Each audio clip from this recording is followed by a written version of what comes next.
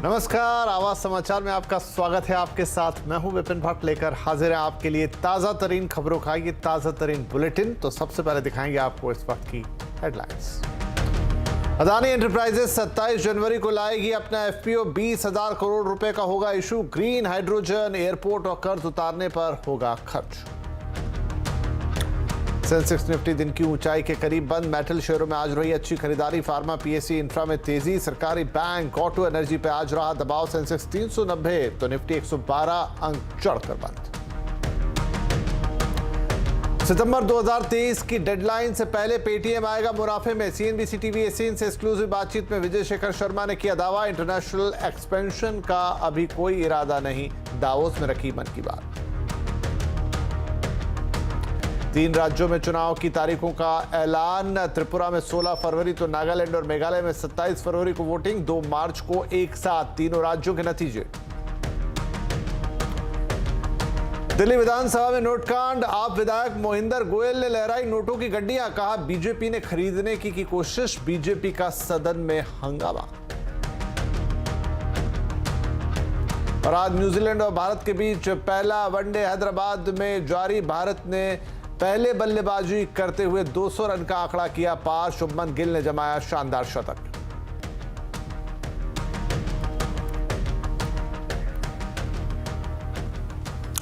चलिए खबरें विस्तार के साथ। दिल्ली विधानसभा में आज जबरदस्त हंगामा देखने को मिला। विधानसभा में उस वक्त हड़कंप मच गया जब रिठाला से आम आदमी पार्टी के विधायक मोहिंदर गोयल ने हवा में नोटों की गड्डियां लहरा दी। उन्होंने दावा किया कि जो पैसा वो सबके सामने दिखा रहे हैं वो नोट रिश्वत के हैं। गोयल का आरोप है कि दिल्ली सरकार ने बाबा साहेब अंबेडकर अस्पताल में नर्सिंग स्टाफ की भर्ती के लिए टेंडर निकाला है। सरकार का नियम है कि 80% पुराने कर्मचारियों को रखना है, लेकिन अस्पताल में ऐसा नहीं होता। इसमें बड़े स्तर पर रिश्वत का लेन देन होता है। नौकरी मिलने के बाद भी कर्मचारियों को पूरे पैसे नहीं दिए जाते। ठेकेदार उनमें से बहुत से पैसे खुद ले लेते हैं। गोयल ने कहा कि उन्होंने इसे लेकर डीसीपी, मुख्य सचिव और दिल्ली के उपराज्यपाल से शिकायत भी की है। गोयल का दावा है कि खुलासे के लिए उन्होंने रिश्वत देने वालों से सेटिंग की और डीसीपी को जानकारी दी कि उन्हें 15 लाख रुपए की रिश्वत दी जा रही है, लेकिन कोई कार्रवाई नहीं की गई।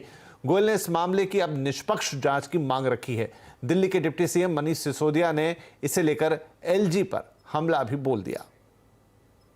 ये बहुत दुर्भाग्यपूर्ण है कि उनकी विधानसभा में किसी हॉस्पिटल में कोई सर्विस प्रोवाइडर नियुक्तियों में गड़बड़ी कर रहा है, और जब वो उसकी शिकायत लेके पुलिस के पास जाते हैं, डीसीपी के पास जाते हैं, जॉइंट कमिश्नर के पास जाते हैं, एसीबी के पास जाते हैं, एलजी साहब के पास जाते हैं, तो कोई उनको सहयोग नहीं करता। वो कहते हैं वो गलत कर रहे हैं, मैं रंगे हाथों पकड़वाना चाहता हूं, आप रंगे हाथों पकड़ो। तो कोई उनको रंगे हाथों पकड़ने को तैयार ही नहीं है। इसका मतलब है कि मिलीभगत से चल रहा है वहां पर। तो दिल्ली और केंद्र के बीच खींचतान जारी है और निशाना फिर एक बार दिल्ली के एलजी पर। चलिए आगे बढ़ते हैं। कुछ और खबरें। पूर्वोत्तर के 3 राज्यों में विधानसभा चुनाव की तारीखों का ऐलान हो गया है। त्रिपुरा में 16 फरवरी को मतदान होगा, जबकि मेघालय और नागालैंड में 27 फरवरी को वोटिंग की जाएगी। 2 मार्च को तीनों ही राज्यों में वोटों की गिनती होगी और नतीजे आएंगे। नागालैंड में विधानसभा का कार्यकाल 12 मार्च, मेघालय में 15 मार्च और त्रिपुरा में 22 मार्च को खत्म हो रहा है। मुख्य चुनाव आयुक्त राजीव कुमार ने बताया कि नागालैंड, मेघालय और त्रिपुरा में संयुक्त रूप से कुल 62,80,000 से ज्यादा मतदाता हैं। तीनों राज्यों में 9,000 से ज्यादा पोलिंग स्टेशन होंगे। इनमें से 376 पोलिंग बूथ पर पूरी तरह महिलाओं द्वारा संचालन किया जाएगा। Meghalaya and Nagaland would have it on 31st January, and thereafter both of them have the poll together. The date of poll would be February 16th in case of Tripura and February 27th. So we are finishing all the polling in the February 27th, within February itself. चलिए राजनीति की खबरों के बाद अब रुख करेंगे बाजार का। अदानी एंटरप्राइजेस का एफपीओ 27 जनवरी से खुल रहा है। निवेशक एफपीओ में 31 जनवरी तक पैसे लगा पाएंगे। अदानी एंटरप्राइजेस एफपीओ देश का सबसे बड़ा एफपीओ होगा। इस एफपीओ की पूरी जानकारी देने के लिए अब हमारे साथ है हमारे सहयोगी यतिन मोहता। तो यतिन, देश का सबसे बड़ा एफपीओ आ रहा है, इसमें निवेशकों के लिए क्या होगा? देखिए, जहां तक कि अदानी एंटरप्राइजेस का 20,000 करोड़ रुपए का एफपीओ का सवाल है, आज आरएचपी डॉक्यूमेंट इन्वेस्टमेंट बैंकर्स की वेबसाइट पे अवेलेबल है और जो डॉक्यूमेंट से जानकारी मिल रही है, जो टेंटेटिव डेट्स कंपनी ने अनाउंस की हैं और जो उनके डॉक्यूमेंट में मेंशन्ड है, वो ये मेंशन्ड है कि 25 जनवरी को आपको एंकर बुक खुलती हुई दिखाई पड़ेगी और जो मेन बुक है वो 27 जनवरी को खुलती हुई नजर पड़ेगी। अगर हम देखें तो इशू 31 जनवरी तक बंद हो जाएगा, यानी बजट के एक दिन पहले पूरा का पूरा एफपीओ का जो सब्सक्रिप्शन है वो हो जाना चाहिए। ऑब्वियसली जो अमाउंट वो रेज करना चाहते हैं टेंटेटिवली वो है अप टू 20,000 करोड़, यानी 20,000 करोड़ रुपए का ये जो एफपीओ है, यहाँ आपने 10 बैंकर्स आते हुए देखे हैं। जहां तक कि एफपीओ के प्रोसीड्स यूज करने का सवाल है, कंपनी ने जो आंकड़े मेंशन किए हैं, 20,000 करोड़ में से लगभग आधे से ज्यादा कैपिटल एक्सपेंडिचर यानी नए फैक्ट्रीज और कारोबार लगाने में जाएगा, जिनमें ग्रीन हाइड्रोजन कारोबार और एयरपोर्ट प्रोजेक्ट्स के लिए कंपनी लगभग 10,860 करोड़ रुपए के आसपास का निवेश करेगी। इसके अलावा डेट रीपेमेंट यानी कर्ज को कम करने की भी इस एफपीओ के द्वारा कोशिश की जाएगी। कुल मिला के एयरपोर्ट, सोलार और रोड प्रोजेक्ट्स के जो कारोबार हैं, जो स्टेप डाउन सब्सिडरीज हैं, इनमें जो कर्ज है लगभग 4,165 करोड़ तक कम किया जाएगा, ऐसा डॉक्यूमेंट में मेंशन है। ऑब्वियसली ये फिगर्स और डेट्स अभी तक टेंटेटिव हैं, लेकिन ये मान के चलिए कि लगभग एफपीओ का आधा पैसा आपको केपेक्स में जाता हुआ दिखाई देगा और लगभग 40-50% एफपीओ का पैसा आपको जनरल कॉर्पोरेट पर्पसेस और डेट रीपेमेंट में जाता हुआ नजर पड़ेगा। ऑब्वियसली जहां तक कि सूत्रों का सवाल है, इन्वेस्टमेंट बैंकर्स जिनसे हम बात करते हैं उनका सवाल है, तो उनका मानना ये है कि ये जो एफपीओ की टेंटेटिव डेट से यहाँ एफपीओ लॉन्च होना लगभग तय है और शायद ये पार्टली पेड अप एफपीओ आपको होता हुआ दिखाई पड़ सकता है, जिसके अंदर अपफ्रंट 50% पैसे आपको भरने हैं, जो भी प्राइस बैंड डिसाइड होता है, और 25% की 2 किश्तें आपको आने वाले महीनों में देनी होंगी। तो बेसिकली 3 इंस्टॉलमेंट्स में आपको पैसे देने हैं, 50% पहले, 25% बाद में, और आखिरी ट्रांच जो होगा वो 25% का होगा। तो अब तक जो जानकारी हमको मिल रही है सूत्रों के द्वारा और जो डॉक्यूमेंट्स फाइल हुए हैं, ये आपके सामने है और ये 20,000 करोड़ के एफपीओ की तैयारी अब अदानी एंटरप्राइज करने जा रहा है। शुक्रिया यतिन। तो अदानी एंटरप्राइजेस का एफपीओ जो कि अब 10 निवेशकों के लिए खुलने जा रहा है, उसके डिटेल्स बता रहे थे यतिन। इधर बैंक ऑफ जापान की पॉलिसी के ऐलान के बाद आज बाजार में जोश दिखा। सेंसेक्स निफ्टी दिन की ऊंचाई के करीब बंद हुए। सेंसेक्स आज 390 पॉइंट चढ़कर 61,046 पर पहुंचा, तो निफ्टी 112 पॉइंट चढ़कर 18,165 पर पहुंचने में कामयाब रहा। मिड कैप स्मॉल कैप शेयरों में आज हल्की तेजी थी। सबसे ज्यादा फॉर्म में आज मेटल शेयर दिखे, वहीं फार्मा, पीएससी, इंफ्रा शेयरों में आज तेजी का ही रुझान रहा। बैंकिंग, आईटी शेयरों में आज खरीदारी देखने को मिली, तो सबसे ज्यादा दबाव में आज सरकारी बैंक, ऑटो और एनर्जी शेयर नजर आए।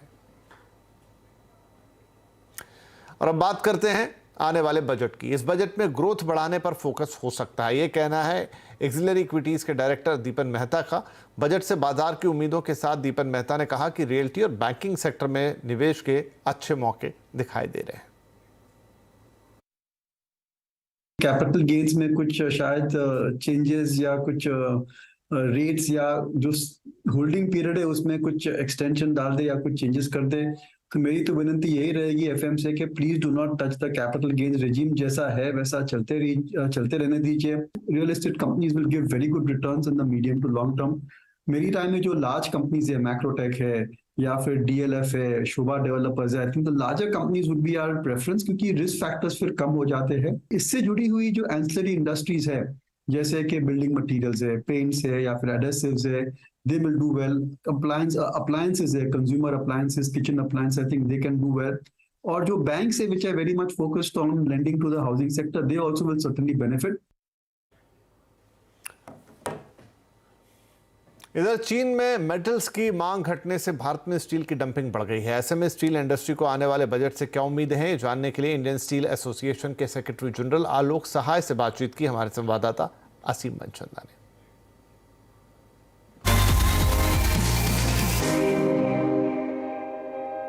स्टील इंडस्ट्री की वित्त मंत्री से क्या मांग है सर? सबसे पहले तो आपसे जानना चाहेंगे कि इस बजट में स्टील इंडस्ट्री किस तरह की मांग वित्त मंत्री के सामने रख रही है? हमारा स्टील इंडस्ट्री एक लेवल प्लेइंग फील्ड की तरफ ज़्यादा हमारी मांग है, ताकि हमारी इंडस्ट्री और कॉम्पिटिटिव भी है, इसलिए इंपोर्ट से हम घबराते नहीं हैं। लेकिन इंपोर्ट्स अगर बहुत कम दाम पे इंडिया में कर रहे हैं लोग एक्सपोर्ट। और लाइक जापानीज़ में लाइक कंपैरिजन के लिए मैं बता रहा हूँ, HR Coil खुद जापान में $800-850 में बेच रहे हैं, और इंडिया में जब एक्सपोर्ट कर रहे हैं तो FOB प्राइसेस अगर लाइक टू लाइक कंपेयर करें तो $550 के लगभग डॉलर आता है। तो ये बहुत this is what is dumping, तो these are very low prices. तो जिस दाम पे अपने कंट्री में बेचते हैं उस दाम पे इंडिया में भी बेचें, हमें कोई प्रॉब्लम नहीं है। और वी आर वेरी कॉम्पिटिटिव। हम लोग तो हमारा production cost with in the mills world का सबसे कम है इंडियन स्टील इंडस्ट्री का।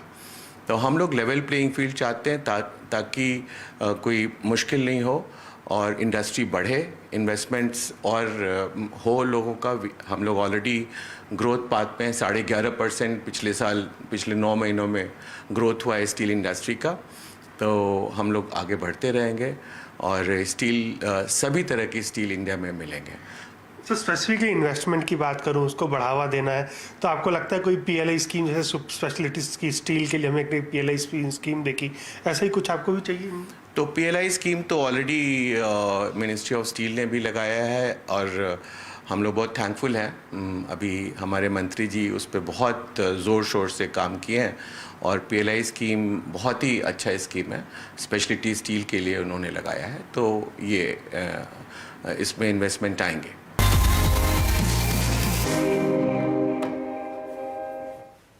और अब बात करेंगे दावोस में चल रहे वर्ल्ड इकोनॉमिक फोरम की।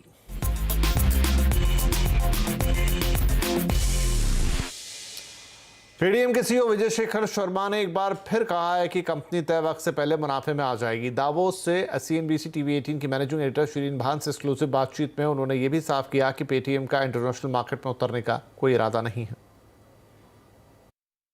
We are definitely looking at free cash, profitability, very much visibility, and we have, like I said a number of times, that we have said that it is going to be far before than what we have said.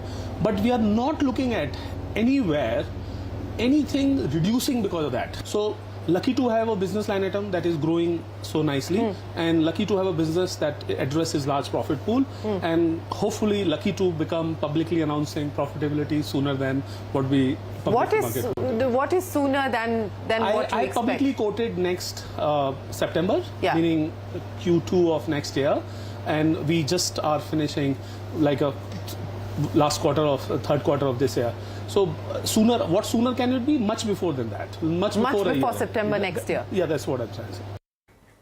Welcome back. आप देख रहे हैं आवाज समाचार। अब कुछ और खबरें। यूक्रेन में एक बड़ा हेलीकॉप्टर हादसा हुआ है। इसमें यूक्रेन के गृह मंत्री समेत 18 लोगों की जान चली गई है। हादसा राजधानी कीव के बाहरी क्षेत्र में हुआ।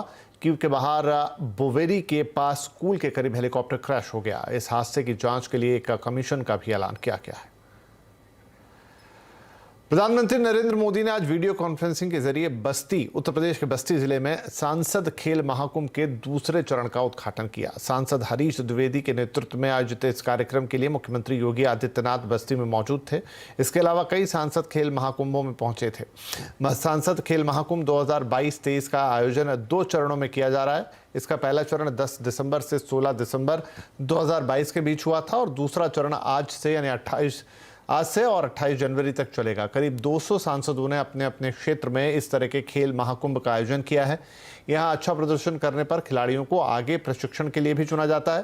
प्रधानमंत्री ने सांसदों की तारीफ करते हुए कहा कि सभी सांसद खेल पीढ़ियों का भविष्य उत्तम बनाने का भरपूर प्रयास कर रहे हैं।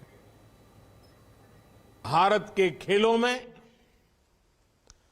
परंपरागत पारंगत स्थानीय खिलाड़ियों को ये खेल महाकुंभ नई उड़ान का अवसर देंगे। मुझे बताया गया है कि भारत के करीब करीब 200 सांसदों ने अपने यहां इसी तरह MP खेल स्पर्धा आयोजित की है। पंजाब से भारत जोड़ो यात्रा के निकलते ही कांग्रेस को बड़ा झटका लगा है। कांग्रेस नेता और पंजाब के पूर्व मंत्री मनप्रीत बादल ने कांग्रेस से इस्तीफा दे दिया और बीजेपी में शामिल हो गए हैं। बादल भारत जोड़ो यात्रा से गायब रहे थे और प्रदेश कांग्रेस अध्यक्ष अमरिंदर सिंह राजा के साथ उनके मनमुटाव की खबरें भी थी। बादल ने अपने इस्तीफे में गुटबाजी और दिल्ली से कंट्रोल करने जैसे आरोप लगाए हैं। राहुल गांधी को लिखे पत्र में बादल ने कहा कि उन्हें पंजाब कांग्रेस में अपमानित किया गया। बादल ने पहले शिरोमणि अकाली दल से अलग होकर अपनी पार्टी बनाई थी और बाद में उसका विलय कांग्रेस में कर दिया था। दिल्ली एनसीआर समेत उत्तर भारत को अब प्रचंड ठंड और कोहरे के साथ साथ बारिश की मार भी झेलनी पड़ेगी। वहीं पहाड़ों पर हो रही बर्फबारी का असर मैदानी इलाकों पर भी दिख रहा है। कड़ाके की इस ठंड के बीच मौसम विभाग ने बारिश का अलर्ट जारी किया है। आईएमडी के मुताबिक वेस्टर्न डिस्टर्बेंस के कारण आज से तेज हवाओं के साथ बारिश होने के आसार हैं। दिल्ली के अलावा उत्तर प्रदेश, उत्तराखंड, जम्मू, हिमाचल प्रदेश, पंजाब, हरियाणा में भी बारिश हो सकती है। वेस्टर्न डिस्टर्बेंस का असर 25 जनवरी तक देखने को मिलेगा। हालांकि तापमान में मामूली सी बढ़त देखने को मिल सकती है। वहीं मौसम विभाग ने 20 से 24 जनवरी के बीच हिमाचल प्रदेश, उत्तराखंड, जम्मू कश्मीर और लद्दाख में भारी बर्फबारी की संभावना भी जताई है। तो इस बुलेटिन में फिलहाल इतना ही, लेकिन आगे है आपके लिए कमोडिटी अपडेट। नमस्कार।